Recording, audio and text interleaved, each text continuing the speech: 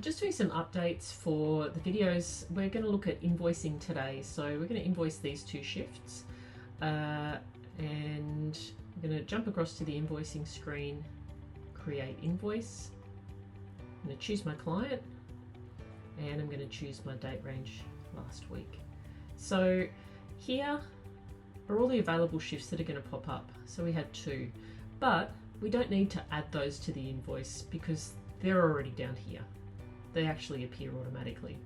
So we're actually going to look at retiring this section, but it's a big job to make changes to the invoice screen, so we want to be really sure. But we've had feedback, so we hear you. Just to update, this is how we make an invoice. This is the easiest way. As you can see, everything's come across there, and our next step is just to create invoice. Now you can, here it is here, you can do all the usual things. You can sync it to Xero if you're using Xero, you can send it, you can edit it, you can download it, and you can view it.